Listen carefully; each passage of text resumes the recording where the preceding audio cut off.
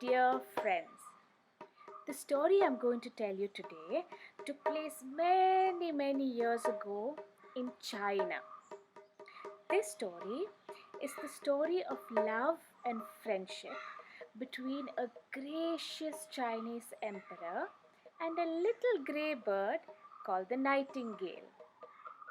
The nightingale sang so beautifully that it moved the emperor's heart, brought tears to his eyes, and his very life depended on it.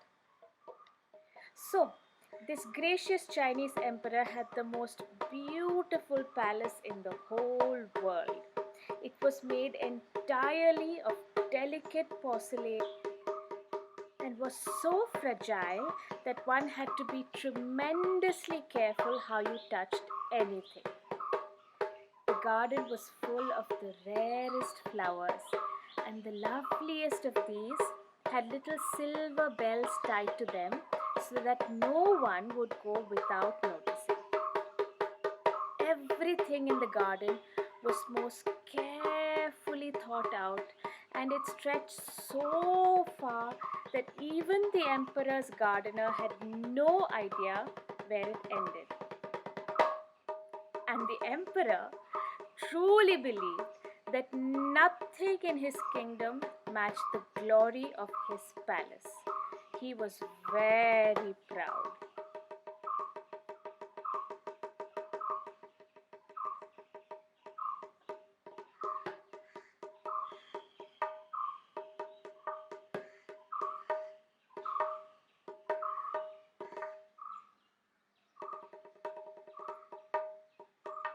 Travelers from every country in the world came and marveled at the emperor's great city, his beautiful palace, and his garden.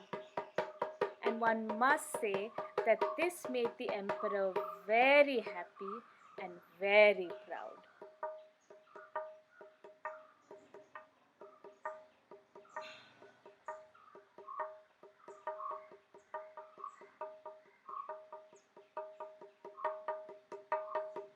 One day, however, the emperor heard about the nightingale, a little grey bird whose song was so beautiful that anyone who had heard it had said the same thing.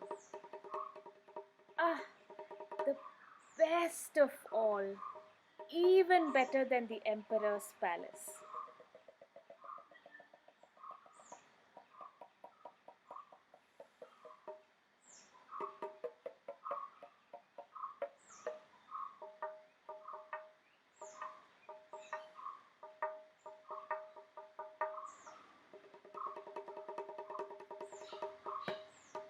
Now the emperor was slightly disturbed to hear this. What is this, he thought. How come I've never heard of this little bird before?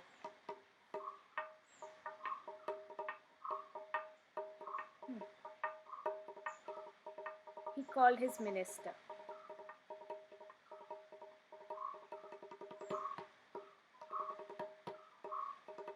Minister, I command that this little bird called the nightingale be presented before me this very evening. Now go look for her.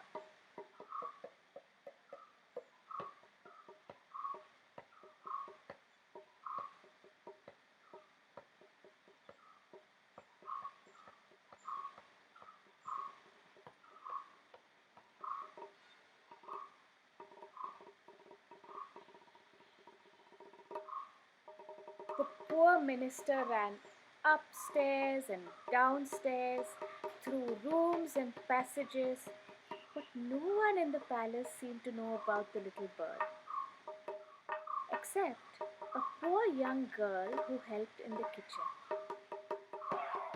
The minister was relieved. The young girl claimed that the nightingale was her friend and that she would be happy to help.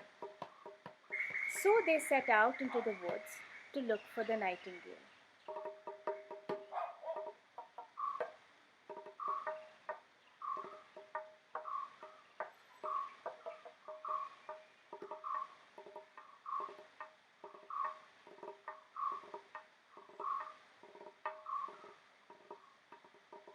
"Hello, young girl," said the nightingale.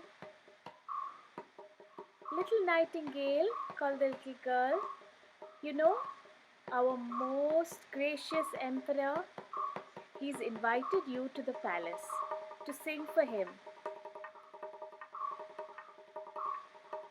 Would you come with us, please?"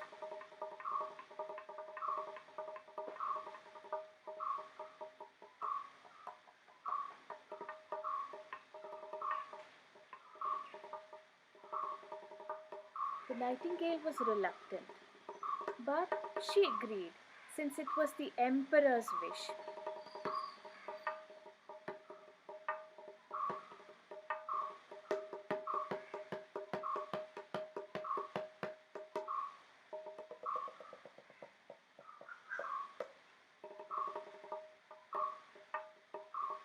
At the palace, everything had been polished up. Loveliest flowers hung, and everyone was dressed in their finest clothes. And they all looked at the little grey bird. The nightingale bowed before the king, and the singing began.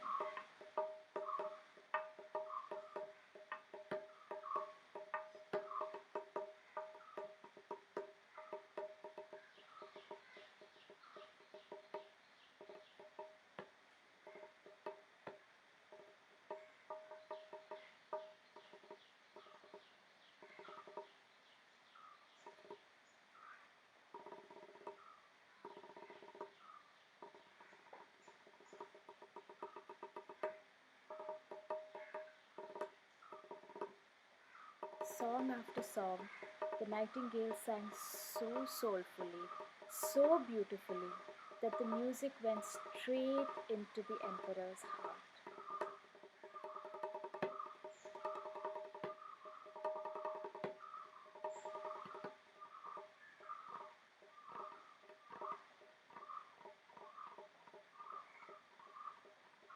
Tears came into the emperor's eyes and trickled down his cheeks.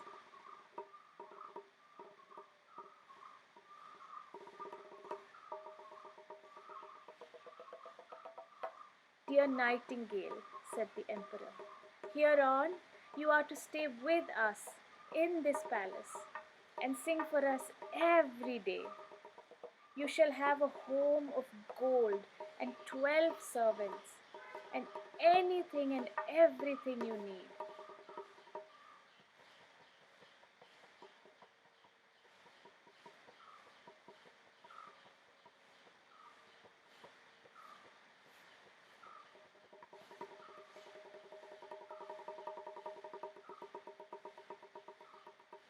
The emperor was so pleased that he wanted to have the nightingale wear his gold slipper around her neck.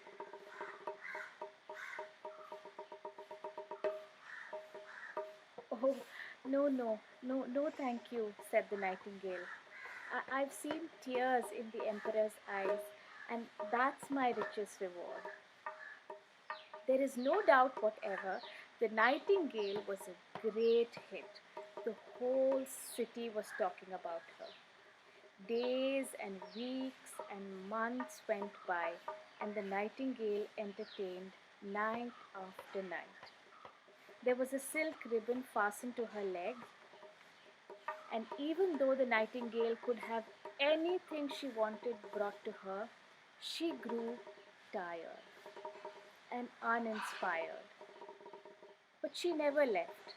She still gave her soul to the songs she sang.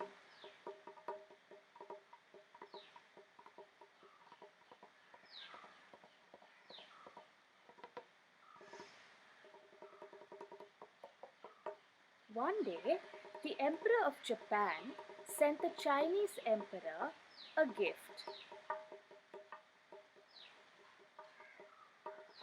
A clockwork bird that looked and sang exactly like the real nightingale, except she was studded with diamonds and rubies and sapphires. And if you wound her up, she could sing one of the nightingale songs over and over as many times as you liked.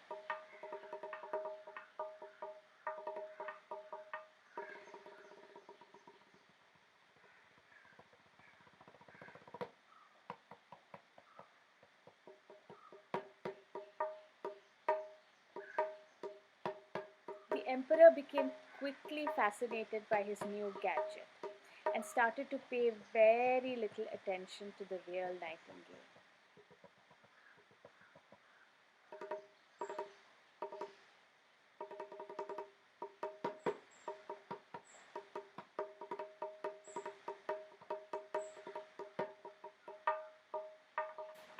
The real nightingale was obviously hurt. She tried a few times to catch the emperor's attention, but in vain. And one day, no one even noticed that she silently flew out of an open window.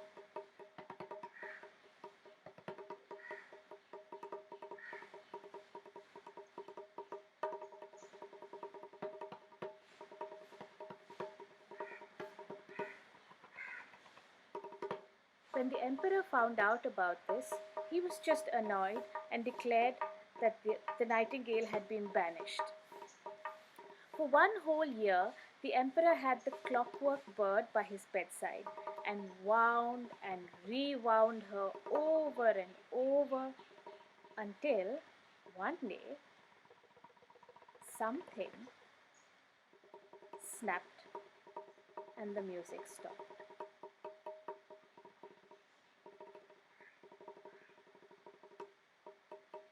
Even though the best of the mechanics and engineers tried the very best they could, the bird had worn out and just could not be repaired.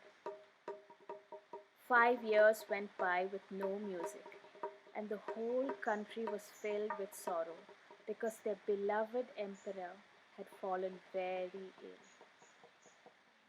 Cold and pale, the emperor lay on his bed. Everyone was sure he would die, and the minister was all set to be the new emperor. The emperor could hardly breathe, and when he opened his eyes, he could see death looming over him. All around the bed were strange faces of all the good things and the bad things he had done in his life. Death went on staring at the emperor, and everything was totally still.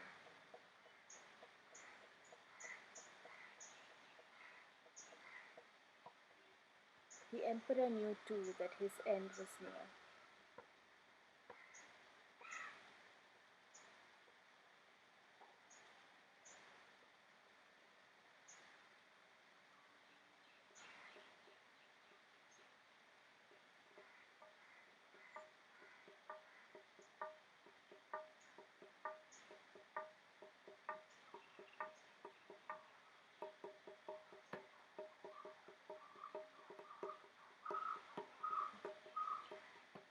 All at once, close to the window, came a burst of the most beautiful song.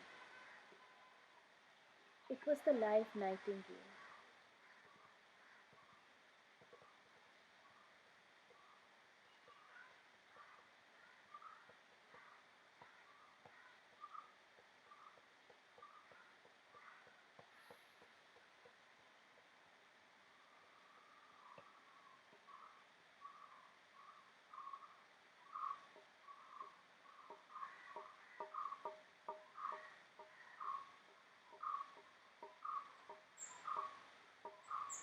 The nightingale had learnt of the emperor's distress and had come to be by his side. Because no matter what, she held him very close to her heart.